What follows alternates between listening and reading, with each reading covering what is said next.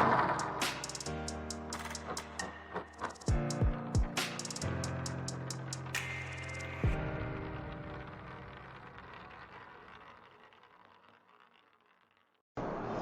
everyone, I am CA Vibhuti Narang. Welcome to our channel VN Practical Destination. In today's video, I'll be discussing about the filing of GST and 3B return through the online method. In the next video, I'll come up with the process of the offline method of filing GST and 3B, जिसमें offline tool और Tally के through हम किस तरीके से return file कर सकते हैं, वो टॉपिक नेक्स्ट वीडियो में कवर करूँगी। इस वीडियो में सिर्फ ऑनलाइन मेथड है GSTR 3B फाइलिंग का। सो फर्स्ट ऑफ ऑल हमें gst.gov.in की वेबसाइट पे जाना होता है और वहाँ पे जाने के बाद राइट साइड पे आपके सामने एक लॉगिन का ऑप्शन आएगा। लॉगिन करने के लिए आपको यूज़र नेम, पासवर्ड और कैरेक्टर्स एंटर करने हैं, जिसके थ्रू आप लॉगिन करोगे अपने पोर्टल पे। लॉगिन करने के बाद आपके सामने रिटर्न डैशबोर्ड का टैब जो आएगा उसको आपको क्लिक करना है।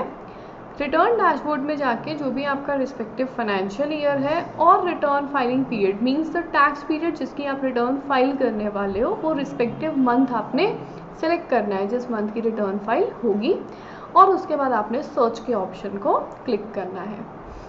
सर्च पे जाने के बाद इस तरीके से आपके सामने मंथली रिटर्न GSTR 3B आएगी। उसमें दो ऑप्शंस रहेंगे, एक ऑनलाइन का, एक ऑफलाइन का। तो फॉर द टाइम बिंग इस वीडियो के लिए हम ऑनलाइन पे क्लिक करेंगे। आपके सामने ना उसकी ड्यू डेट भी रिफ्लेक्ट होती है, मीन्स द लास्ट डेट आप उस मंथ की रिटर्न कब तक फाइल कर सकते हो। तो प्रिपेयर ऑनलाइन करने के बाद इस तरीके से एक इंस्ट्रक्शंस मैनुअल आता है जिसमें बताया जाता है कि आप इस रिटर्न को किस तरीके से फाइल करोगे। इसमें आप चाहो तो यूज़र मैनुअल के डिटेल स्टेप्स फॉर फाइलिंग भी पढ़ सकते हो, और अभी हम सीख ही रहे हैं इस रिटर्न को फाइल करना, तो आप इसको ओके कर सकते हो। ओके करते ही आपके सामने ना एक क्वेश्चंस का टेबल आएगा जिसमें कुछ 7 क्वेश्चंस आपसे पूछे जाएंगे। वो 7 क्वेश्चंस उन टेबल्स पर है। इसके ऊपर ना मैंने डिटेल में एक वीडियो भी बनाई थी कि 3B में टेबल्स किस टेबल में कौन सी जो इनवॉइसेस हैं या कौन सी डिटेल्स हैं जो एंटर करी जाती हैं, उसका लिंक मैं आपको डिस्क्रिप्शन और आई बटन दोनों पे प्रोवाइड कर दूंगी। बट यहाँ के लिए कुछ ये 7 क्वेश्चंस रहते हैं।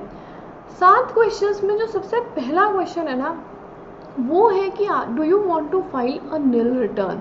Now if the answer to this question is yes, तो इसको येस करते ही आपके बचे हुए सारे के सारे जो क्वेश्चंस हैं वो सारे फ्रीज हो जाएंगे, मतलब येस या नो का ऑप्शन आपके पास अब वैलिड नहीं रहेगा। इसको येस करते ही ये आपको डायरेक्टली नेक्स्ट स्टेप में फाइलिंग के लिए लेके जाएगा, मतलब आप DSC या EVC जिस भी तरीके से नील रिटर्न फाइल करना चाहते हो वो कर सकते हो। नील रिटर्न से मतलब है ना तो आपकी सेल होगी, ना परचेज होगी, ना कोई इंटरस्टेट सप्लाई है, ना इंट्रास्टेट सप्लाई है, ना ही आपका कोई इंटरेस्ट लेट फीस है। इन शॉर्ट अंदर इन डिटेल कोई भी टेबल में कोई भी वैल्यू अगर आपने एंटर नहीं करनी तो वो आपकी एक नील रिटर्न कहलाती है। तो अगर इसका आंसर येस रहता है तो नेक्स्ट स्टेप में जाते ही आपको वो फाइलिंग के लिए लेके जाएगा to the last step of the return. बीच के सारे स्टेप्स हट जाएंगे। अगर इसका आंसर हो जाता है no, means we do not have to file a nil return, तो आपके बाकी सारे टेबल्स जो हैं उनका येस नो का टॉपिक ओपन हो जाता है। अब ये टेबल्स कौन से हैं इसका वैसे मैंने डिस्क्रिप्शन आपको दूंगी, बट 3.1 टेबल में आपको जितनी भी आपकी आउटवर्ड सप्लाईज हैं, taxable supplies, nil rated supplies, non GST supplies, वो 3.1 टेबल का पार्ट बनती हैं। 3.2 में इंटरस्टेट वो सप्लाईज जो हमने कॉम्पोजिशन डीलर, UIN होल्डर्स या अनरजिस्टर्ड पर्सनस को करी हो। टेबल 4 जो है वो डील करता है जो भी आपने इनपुट अवेल किया है। टेबल 5 डील करेगा आपकी वो परचेजेस जो नील रेटेड हैं, एग्जेम्प्टेड हैं या नॉन GST इन नेचर है। और table number 5.1 interest late fees को डील आउट करता है। टेबल 6 जो है वो एक सिस्टम पॉपुलेटेड टेबल है, तो उसमें येस या नो का ऑप्शन नहीं है। वो ऑटोमेटिकली इन टेबल्स को फाइल करते ही, डिटेल्स फिल करते ही वो सिस्टम जो है उसको ऑटो जनरेट करके आपको प्रोवाइड करेगा। तो हो सकता है मैंने यहाँ पे आपको दिखाने के लिए सारे टेबल्स एक्टिव करे, सिर्फ इंटरेस्ट लेट फीस नो करा है। हो सकता है आपके केस में एक ही टेबल एक्टिव हो, कोई 2 टेबल एक्टिव हो, सारे टेबल एक्टिव हो। वो डिपेंड करेगा कि आपके जो जिसकी भी आप रिटर्न फाइल कर रहे हैं, अगर क्लाइंट की कर रहे हैं या अपनी रिटर्न कर रहे हैं, तो उस टाइम पे कौन सा टेबल, कौन सी इन्वॉइसेस हैं और कौन सी डिटेल्स आपको 3B में प्रोवाइड करनी है। फिर आपको यहाँ पे ये नेक्स्ट का जो बटन है उसको क्लिक करना है। जितने टेबल्स आपने येस करे थे वो टेबल्स आपके सामने यहाँ पे डिस्प्ले हो जाएंगे। इन टेबल्स में आपको ओपन करके अपनी जो भी रिस्पेक्टिव डिटेल्स हैं इनके अंदर डालनी है वो आप डाल सकते हो।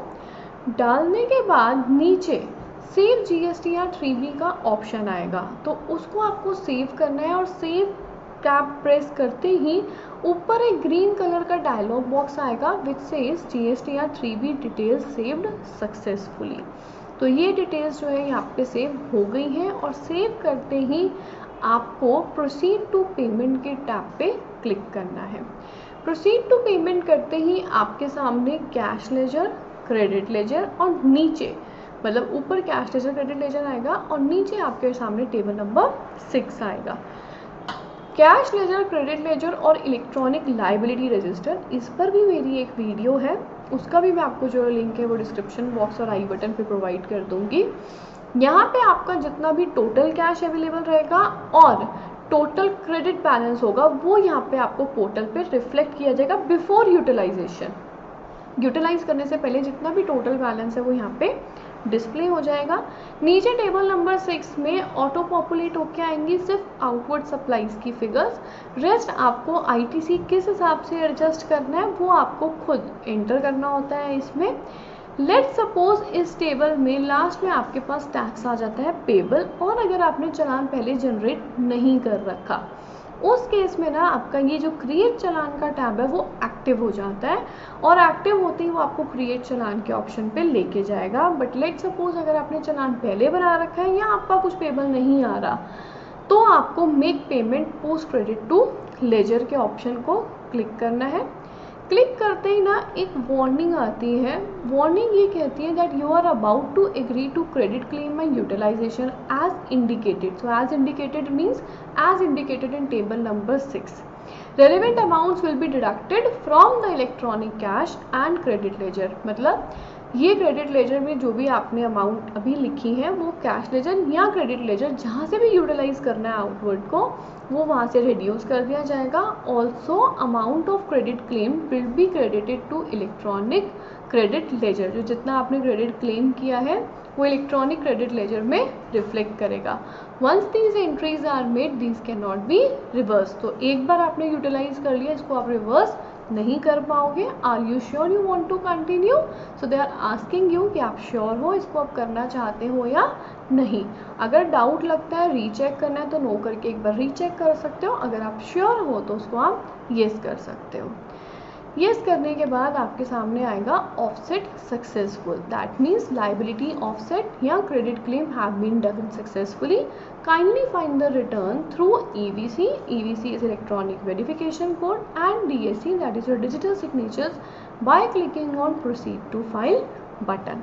ओके करते ही नीचे जो प्रोसीड टू फाइल का बटन पहले एक्टिव नहीं था वो एक्टिव हो जाएगा और एक्टिव होते ही आपको जो भी मेथड के थ्रू इसको फाइल करना है उसको फाइल करके आपके सामने फाइलिंग सक्सेसफुल का जो ये डायलॉग बॉक्स है वो आएगा that your return is filed successfully.